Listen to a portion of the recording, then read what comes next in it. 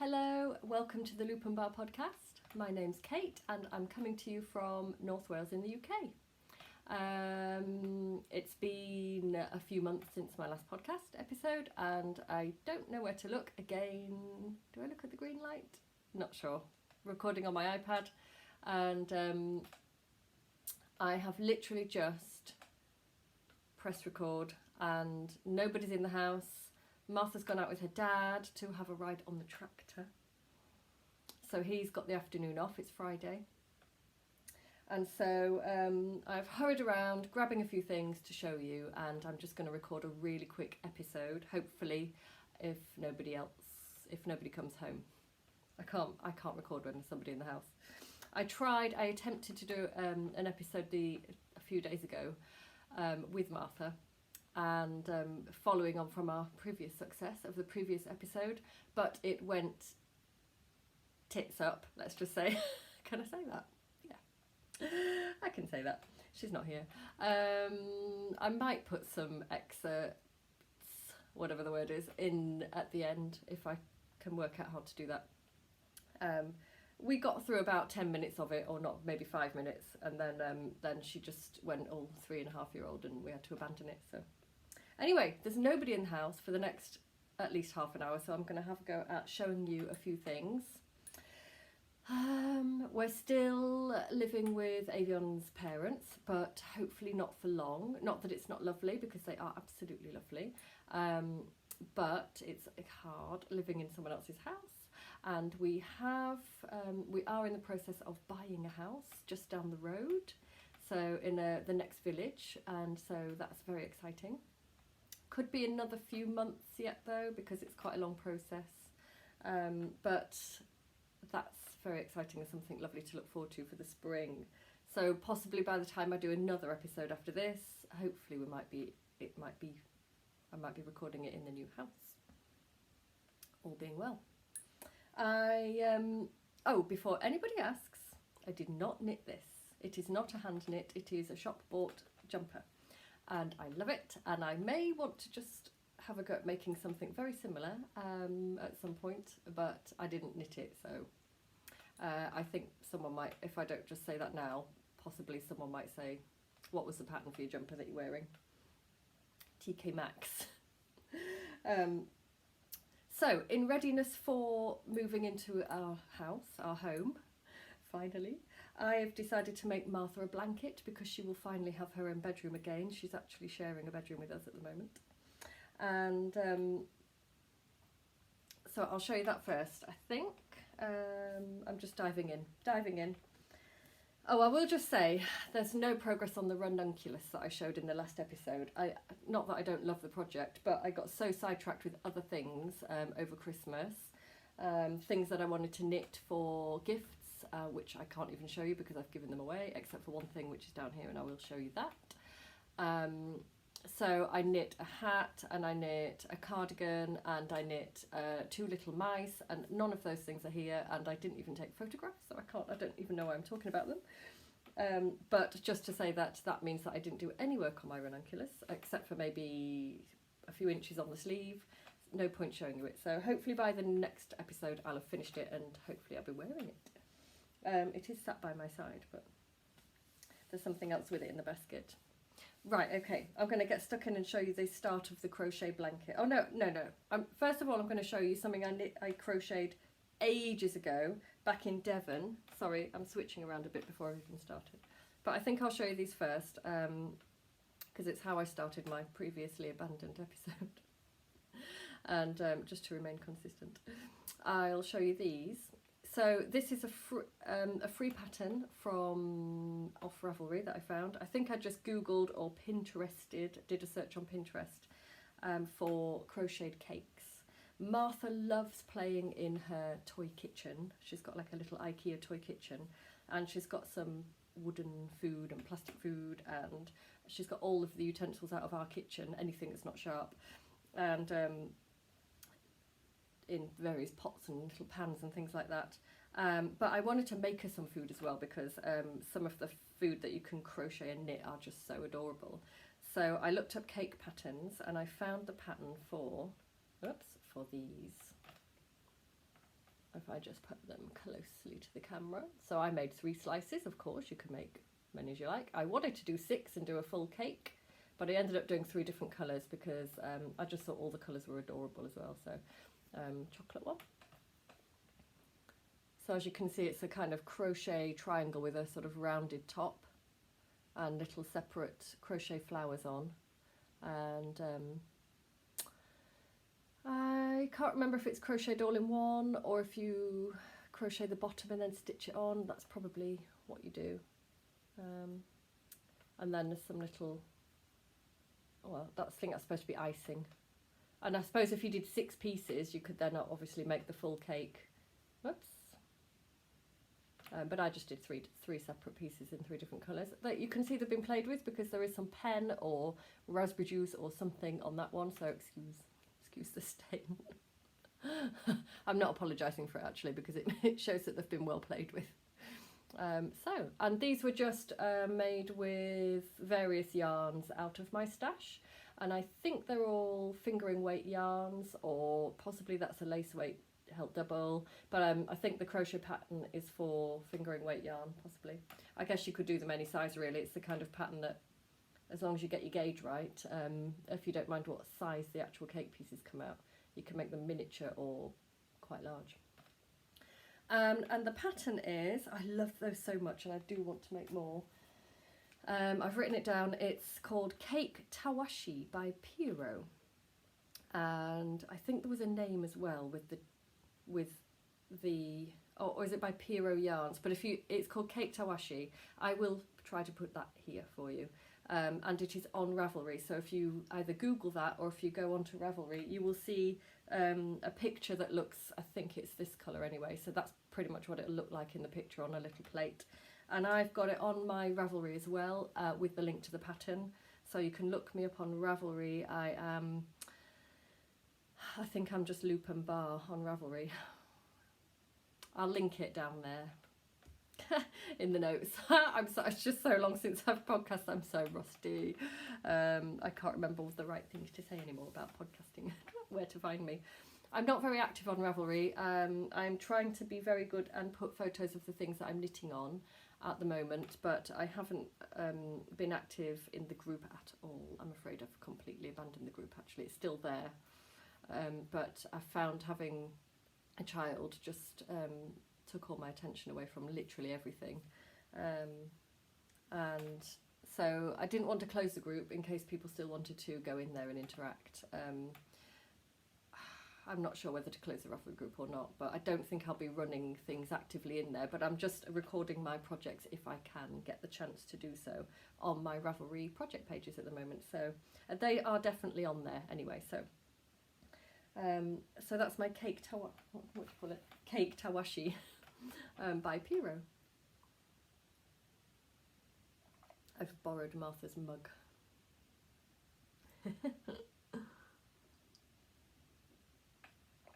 Oh, it feels really quite strange to have some time where I'm not going to hear "mummy, mummy, mummy" every 3 seconds. And it's so lovely to know that she's out there with her dad. She's just gone down the lane. The farm's just down the road, and so she's gone on her bike with her dad on her little balance bike, and he's going to take her for a little ride. Well, a sit in the tractor. There's nowhere for her to actually sit if they can't drive with her in it, but she can sit in it with her dad.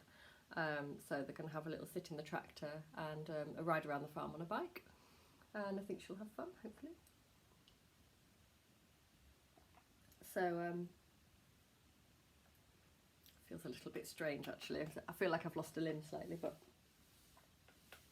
it is nice to have some time to myself. Right, and to share with you my knitting. So the next project I'm going to show you is, I'm going to leave that till last because I'm so excited about it. Right, I'm going to show you some knitting. This cardigan is, I have a finished object to show you that isn't really the finished object because I'm re-knitting it, and I will explain why. So, okay, so this is for, sorry, I'm very rusty. There's going to be a lot of oh and jerkiness in this one. Please forgive me. I haven't even got the excuse that I've got Martha with me this time. Okay, so I'm going to show you a cardigan that I've knit for baby Margot. I mentioned baby Margot in the previous episode, and she was not born at the time of recording, but now she is about 7 weeks old. So she was born a couple of weeks before Christmas, and she was predicted to be a very small baby and that she would be a couple of weeks early. Well, she came only about a week early, and she wasn't particularly small. She was £7.7, so that's a lovely size for a newborn. In anticipation of everyone saying she was going to be small, this is all the nurses that had scanned, done all the scans before she was born. They all said she would be very small, so I knit this thinking that she would need a very small cardigan to put straight on as soon as she was born. And I finished the cardigan while Esther, which is her mum, my stepsister, was in labour, and I sent her a photo saying, "This is coming to you," and she was so excited. And then the next day we heard the news that she'd been born, and she was £7.7, and I thought, there's no way that that's going to fit on her. Maybe it would have done for like a few days or to a week, but I didn't see the point in sending it really, because I wanted her to have a cardi that she could wear for at least a few weeks. And so although it's extremely cute, I just folded it up and put it back in my bag and decided to knit the next size up. So, but I wanted to show you that because this is the finished object, the finished cardigan, or pretty much exactly what it will look like, except it's going to be bigger. And the pattern is Anna's Bubble Cardigan. I'll give you a close-up, and I'll try and do it without blowing out the colour. And that's the back. So it's Anna's Bubble Cardigan, that's the name of the pattern, and as you can see I've just put little white buttons down there. And this is the newborn size. Yes, this is the newborn size. And then after realising that I needed to knit a couple of sizes up, I actually for some reason decided to knit the 1-year-old size, because I think I went about 2 sizes up from this one and it seemed to still be coming out the same size. But maybe that's just because it was on the needles and it looked a bit smaller than it actually was, and it probably would have been alright. But for some reason I ripped it out and I just went straight up to the 1-year-old, which seems a bit crazy because she's only 7 weeks old. But I think that the size that I've actually knit is going to still fit her while it is still cold. Is going to fit her. I think she'll still be able to wear it, and anyway she can grow into it. So I'll show you the one I'm doing. I'll give you a size comparison actually. I will just say that I think I've made a bit of a mistake with the sleeves on this one, and I did complete both the sleeves, but then I ripped one back a little bit, as you will now see. I haven't got the buttons on this yet and it's curling a bit, so bear with me. And so I think that I didn't do the sleeves long enough, so I am actually ripping back the sleeve a bit, and I'm probably going to add a little bit on to, well, definitely this one anyway, as you can see. So this is the larger size, and so she's about 7 weeks old, and I'm pretty sure that I've been told she's about £10 now, or something, over £10 now. So I can't remember what size that means for babies. But I think that this is probably going to be the right sort of size, even if it's a sort of over cardigan to wear outdoors over another one maybe.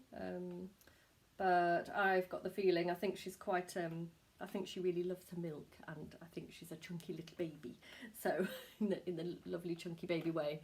So I think this size might be just right for her.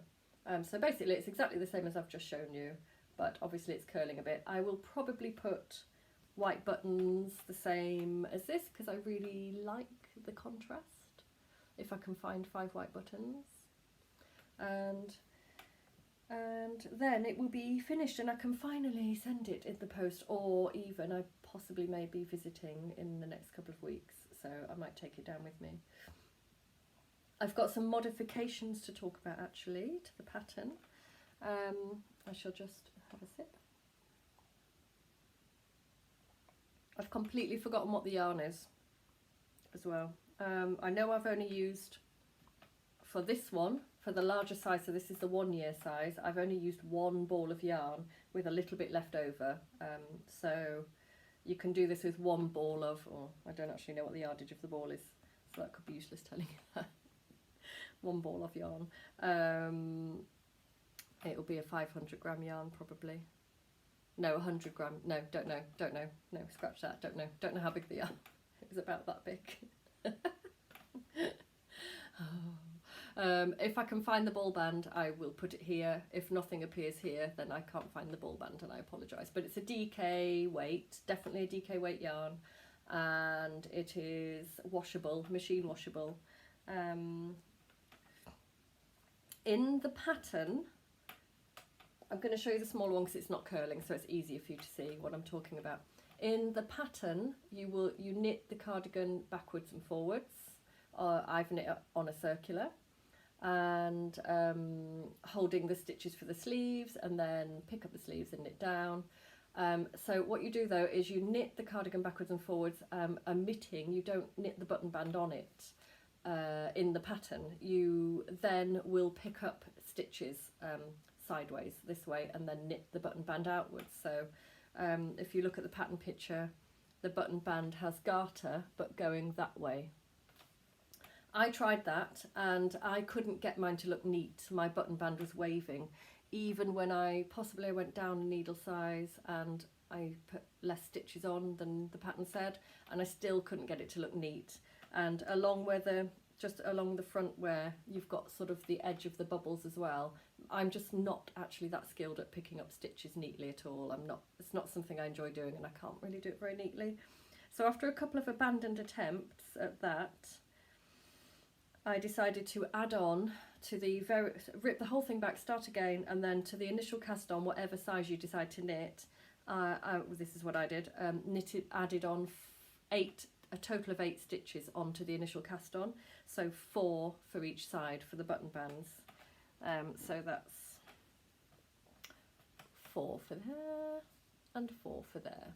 And then I think I did, after about 3 rows, I did a buttonhole, following the instructions for the buttonhole. And then I think I did a buttonhole every 6 rows. Yeah, something like that. So that's worked out, and did the same for that one, so it's worked out quite evenly. And then after the last buttonhole, I think I did, just the 3 rows of the garter at the bottom for the waistband, or whatever you call that bit around the bottom. So that's the modification I used, and I'm using my Addy, I'll just see what size they are, 4mm. So my Addy interchangeables, that's a 4mm, so I've no idea what the gauge is. I may put that onto the Ravelry notes for this. I will, because that's quite handy to know, isn't it? And also on the Ravelry notes for both sizes that I've knit, I will put my finished measurements, because they're probably different from the patterns. So in case that's helpful to anybody who wants to knit it and just wants an idea of what sort of size they might get for the gauge. So that's Anna's bubble cardigan, and the pattern is called Anna's bubble cardigan, but mine is for baby Margot, of course. So that is nearly finished and nearly on its way to her, ready for February, because it's very cold in February, isn't it? So she'll have something nice and cosy to wear. It's nearly the end of January. I love this side of Christmas. I love January. I don't know why, but this year I've got like a newfound appreciation for it, because everything feels fresh and new. We've got daffodils on the windowsill, which I keep having a big sniff of every time I go anywhere near the sink, because it's just filling my nose with beautiful sweet scent of spring coming, even though it's January and spring's not going to be here for another month or so. But a day like today just feels like spring. It's just so beautiful. It's quite warm out there actually. And probably because we are buying a house and hopefully soon we'll be moving into it, that feels like a real new beginning for us for this year. I've got one more thing to show you today. I said it would be a quick episode, and yeah, I've only been going for 20 minutes so far, so I think this is the last thing I'm going to show you for today. Hopefully Anyway, I just wanted to just pop in and show you a few things, because otherwise it would probably be quite a while before I get the chance to do this again without interruptions, shall we say. Okay, so in anticipation of Martha having her own room again soon, I've decided to celebrate and make her a blanket. I have not made her a blanket yet, and she's 3.5. But my auntie knitted her a blanket when she was born, and my very good friend Eva knitted her a blanket as well, beautiful blanket, both of which we have used loads. But they were sort of pram baby size or cot size blankets, and she still uses them.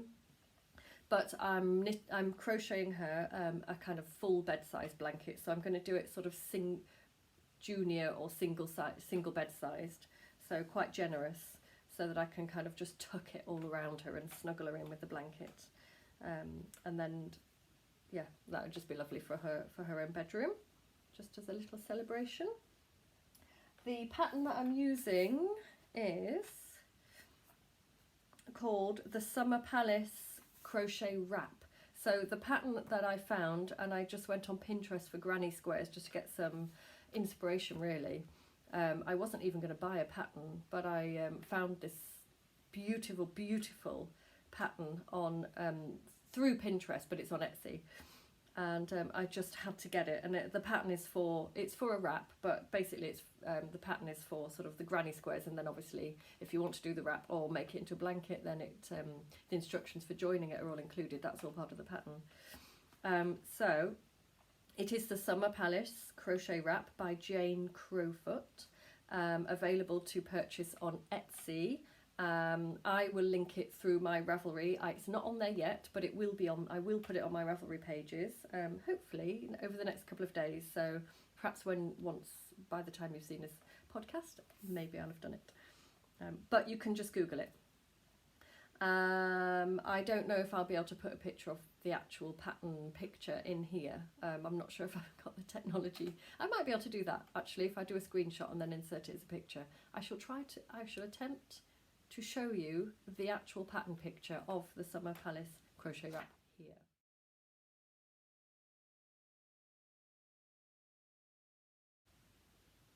Or you may just have seen me going here and then nothing else happened. We'll see. So I am modifying this pattern very slightly. So the Summer Crochet Wrap is long and rectangular. Obviously I'm going to make it a slightly different shape. It'll still be rectangular but bigger, which just basically means I'll be crocheting more of the granny squares. And the other thing that I'm doing is, I'll just show you one of the granny squares, then I'll be able to explain. So here's the first one. Oh, the colours. I was going to do kind of quite bright colours like this, and then the outer part was going to be white or cream, the off-white that I've got, and I'll show you the colour palette in a minute. But when you see the picture of the, or you may have already seen it, when I saw the picture of the Summer Palace Crochet Wrap, I just absolutely love the depth of the greens together with the blues and all the other colours that are in it. And I just thought, no, I'm going to do hers green. And I showed her this square and she says she really likes it. So I'm going with green, full on green, because it's just so beautiful. I've got a slightly different colour palette here to the pattern. I'm not using the same yarns as Jane Crowfoot has used for hers. I am using Drops Nepal. All of it is Drops Nepal. They've got a lovely colour palette. It's a worsted weight yarn, I think, and it's squishy and bouncy and soft and light. And I've knit with this before, knit garments with it before, and I love this yarn. So I love the weight, I love the colour palette, and it's not too expensive, and I am on a budget at the moment, so there we go. That's why I've chosen for all those different reasons. I've gone with Drops Nepal, and I love it. So that's one granny square. So after this row here, this blue ring, which I don't know what round that is actually, it could be like something like round 7, but for a couple of this round here is worked in front of a previous round, so it's not exactly 2D, but it does have 2 layers to the granny square, which makes it sort of nice and plump as well and really tactile. So after this blue round here, everything from there out to about round, possibly that's round 7. Oh, have I written it down? Yeah, I've worked to round 7 as per pattern. And then this, everything in green after the blue round, is my own pattern then. So Jane Crowfoot's pattern would be more lacy here. This green part is, in her own pattern, is much more lacy for the wrap. Because it's a blanket, I wanted to have it less lacy and more solid. So I've simply, I'll show you what I've done here. I can show you this because these are my instructions and they're nothing to do with the actual the bought pattern now. So, so after round 7, this is what I'm doing. Those are my notes for it.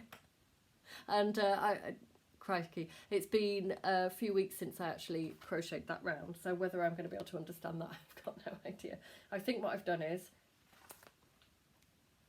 3 double crochets, 2 half trebles, 3 trebles, 2 double crochets, and then this thing here for the corner, whatever that means, and then worked back again to get to the middle of the top of the square, and then started all over again. So I've kind of worked out a way to square it off, basically, in a more solid way. And then I probably will, I think I'm going to just make lots of these, and I'm not going to vary the granny square palette too much.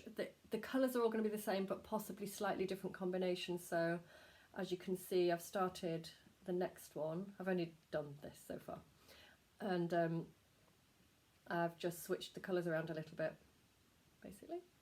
I probably will just do maybe 2 versions of the colour combinations, because if I go too random, I'm going to struggle knowing how to put it together. I think I'll get overwhelmed and not know how to put it together so it looks even, if you know what I mean. So I'll probably just do that, and then I'll alternate them.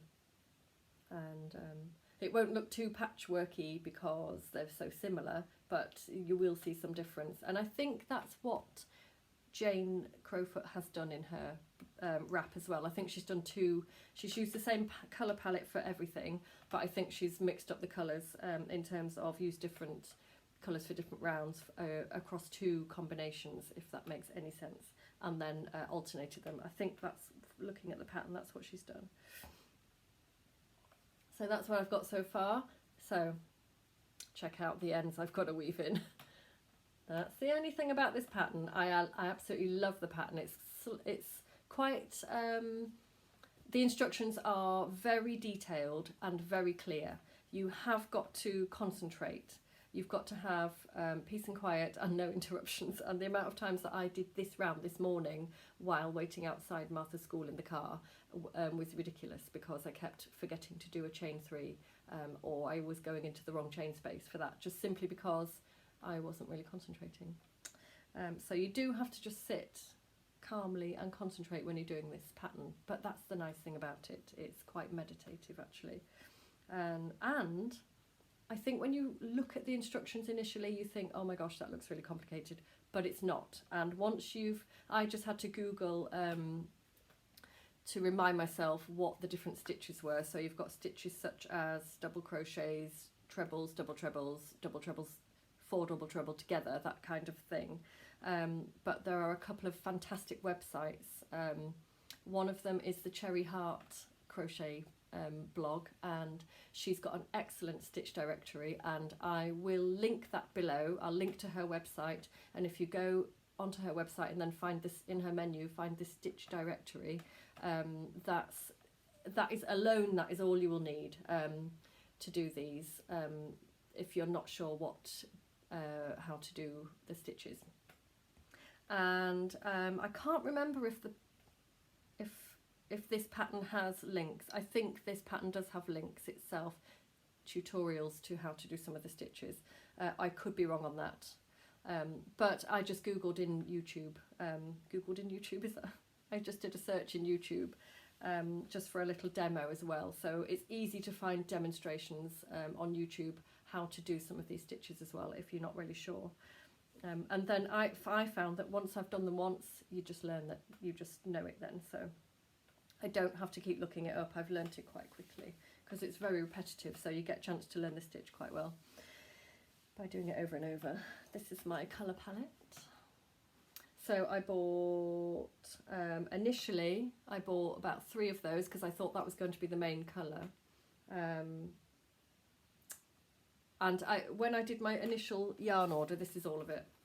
This is not for the whole blanket. This is just, I just sort of chose the colours that I wanted and ordered 2 of each colour and then 3 of that one, I think. But I think I'm going to be ordering more of the green because that's going to be the main filling colour. I don't know what the colours are, sorry. I'll put it in the Ravelry notes. Perhaps I'll tell you when I show you the more progress on it. But I've got 2 shades of pink. I've got like a mustardy yellow. This is like an off-white, a beautiful deep jewel tone green, and a sort of duck eggy blue. And I think the colours are beautiful. It's going to make a lovely blanket. Oh, by the way, I think I showed a photo of this on Instagram once, but this bag was given to me by my sister, and I love it so much because I love tea and I love bags. And I don't think I've showed it on the podcast before. I can't remember where it's from. Let me see if there's a tag. Squeak all the yarn out of it. There isn't a tag on the outside. I don't know if it's necessarily a knitting project bag. Oh, I was sure it had do you know what? It hasn't got a label on it. I think it used to have a label on it, but possibly it hasn't anymore. Oh, I can't even tell you where it's from, sorry. If my sister's watching this, she could possibly text me and tell me, and then I'll tell you in the next episode. Anyway, this is a gift from my sister. She didn't make it, she bought it, because it did have a label on it. But anyway, that's my teacup bag. And now my yarn is everywhere, all over the floor. So I'll be purchasing more of this once I get an idea of how much I'm going to need. So I'll probably just work my way through everything that I've got here, and then I'll have an idea of quantities. Possibly just need to reorder the same amount but more of the green and less of the white. We'll see. I think that is everything. I've done a half-an-hour podcast, which is possibly my shortest podcast ever. I possibly have just looked somewhere over there for the whole of the podcast episode. There is weird light shining on my face. And my stool is creaking. But I finished my tea. I've talked about all my stuff in front of me, and I didn't have any interruptions, so that's a bonus. In the previous episode, I showed you a cardigan that I was knitting for baby Margot in... I've chucked the yarn too far and I can't get to it now. In some lovely yarn that was like a pinky colour with lots of different colours in it, minty green.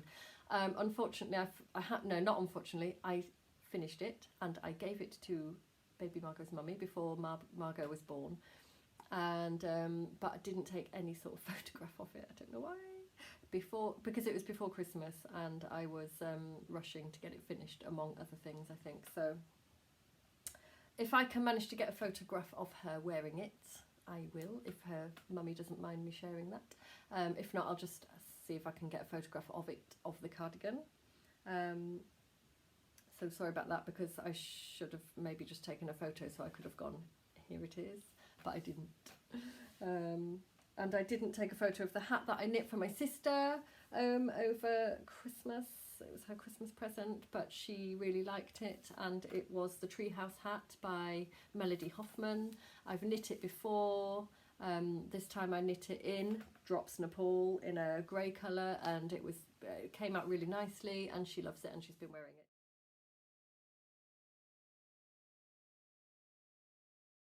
And it is on my Ravelry pages, so the details of that, I won't talk about it now because I haven't got it to show you, and that's just really annoying that I don't have it in front here to squish around in front of you. But if you're interested to see how my treehouse hat, treehouse or treetops, I wrote it down, I think it's treehouse, how that came out, then all the details and the photo of that are, treehouse hat, are on my Ravelry again. So just pop down there somewhere and look for me on Ravelry. Go to my project pages if you want to see the details of the things I'm talking about, and I will make a monumental effort over the next couple of days to actually put the details of those things on there. Otherwise you'll be very frustrated.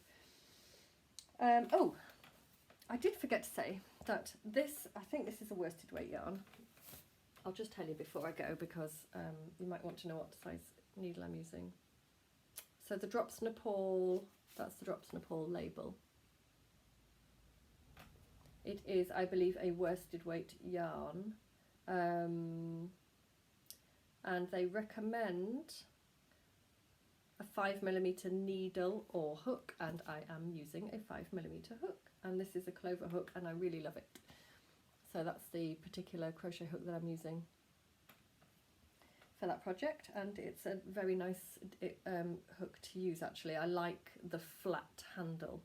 A while ago, a long time ago, years ago, actually purchased more than one Furls crochet hook. Now they are beautiful objects to look at, and I haven't got it here to show you, but you might have seen them on Instagram or in other podcasts, but they're made of different types of wood. I think I've got one in tulip wood, and they are turned and they just look so beautiful, but unfortunately for me, I just can't use them. They're actually quite unusable, so I'm trying to think whether to sell them or not. I might keep one because it's such a beautiful object and just have it in a pot and look at it, but I honestly can't crochet anything with any of them. I'm sure that for other people they may find that a joy. I know that I'm pretty sure that Furls have kind of designed them so that they're ergonomic and that are good for your hands, so that when you're crocheting, but I've got small hands, and I found that for me I just can't crochet with them. Where the turned part of the hook is, I think the bit that you're supposed to hold, I need to hold my crochet hook further down, and so it just ends up just sort of sliding and popping out my hand. I don't know if that makes sense. I should have really had it here in front of me to show you it. I'm not sure why I started talking about this, but I think it's because I was just saying that I actually prefer a simple hook. So and I've got lots of hooks that are just literally this and haven't got the plastic handle on, but I really like this flat handle. For me, this is probably my best, ergonomically, the best hook for me to use, and I don't think I get cramps using that in my fingers and my hands. So that is the clover. Yep. Okay, I think that's everything. I am going to say goodbye, and I'm going to wish you all a lovely week, month, however long it is until I podcast again. I hope that you are all well and continue to enjoy your knitting and crocheting, and have a lovely February, and hopefully I'll see you again soon, possibly from my next house. Thank you for joining me, and yeah, see you again soon. Hopefully she'll be nicely occupied with that for a little bit. Come here then. It's real life. It's real life, everyone. Okay. So this book, no, come away. Right. I have to cut that bit out now. Right, can you find another bit of also think that they look like oh, this podcast being a bit sabotaged here. Come here. Are you tired? We've been up since 5:30, haven't we? Bye.